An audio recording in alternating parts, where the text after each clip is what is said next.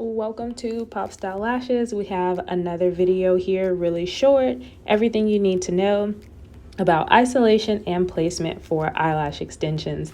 This is something that is taught and should be taught in your beginner lash trainings. Isolation and placement are very important to creating neat and long-lasting eyelash extension sets for your clients. So let's get into it.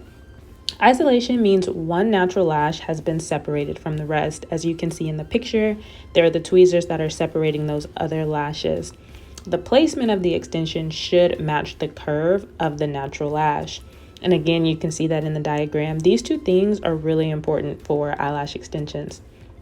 Isolation and placement are key to creating high quality lash extension sets with great retention.